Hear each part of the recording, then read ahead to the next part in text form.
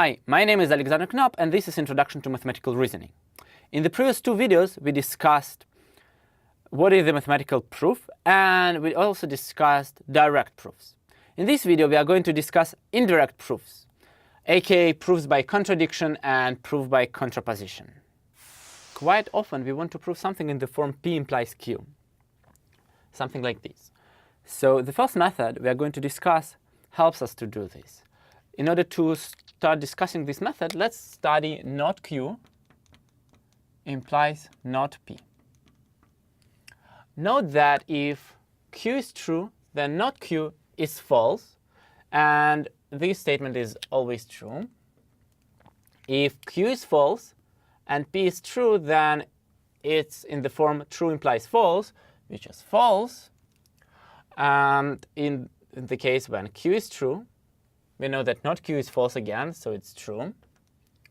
And if Q is false and P is false, both of them, when they are negated, are true, so it's true. And now we may notice that these two columns are the same. And if you want to prove P implies Q, it's the same as proving that not Q implies not P.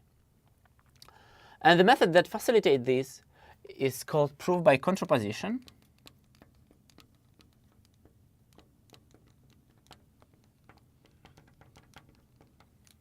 It's called like this because not Q implies not P is a contraposition of P implies Q.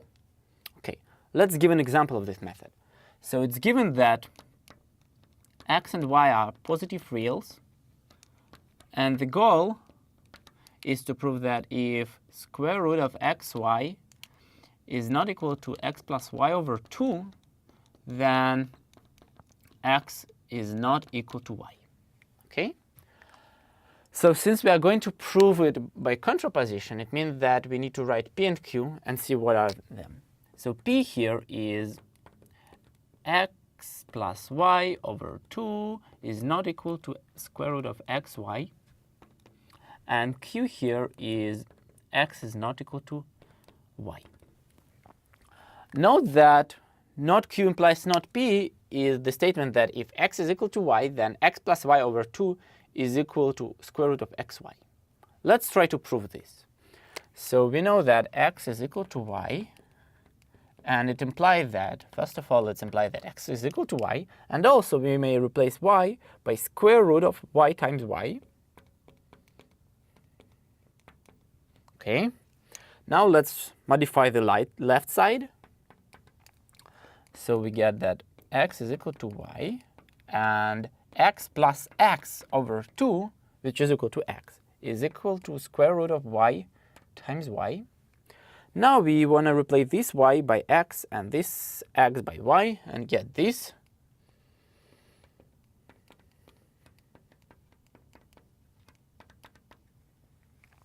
Okay, so we proved that x is equal to y implied that x plus y over 2 is equal to square root of xy.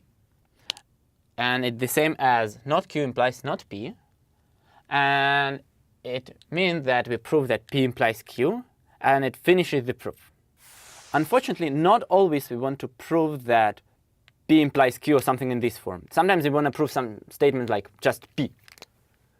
So what should we do in this case?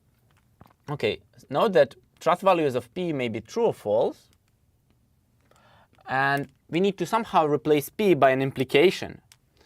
Note that true implies P is an implication, and truth values of these statements are the same, because if P is true, then true implies true is true.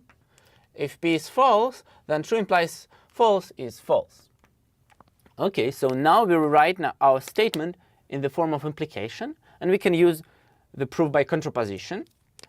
And note that it's the same as not P implies false, which is true and false, respectively. And this method is called proof by contradiction because false is a contradiction. It's a contradictory statement.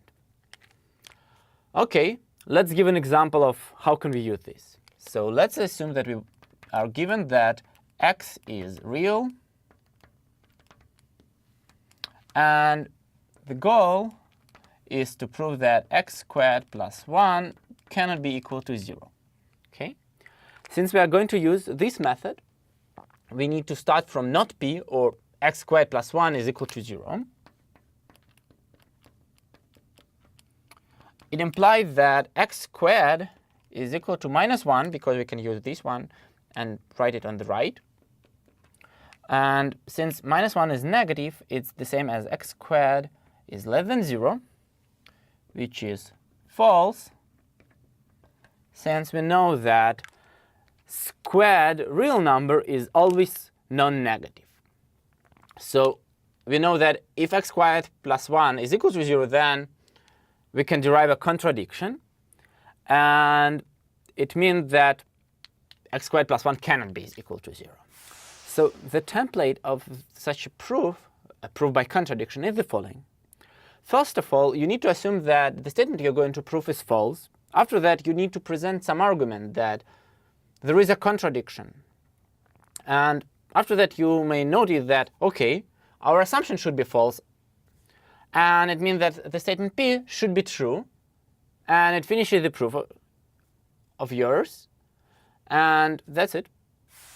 In this video, we discussed two indirect methods, proof by contraposition and proof by contradiction. In the next video, we are going to discuss another method, proof by induction. If you have any remarks or questions, ask them in the comments. See you later.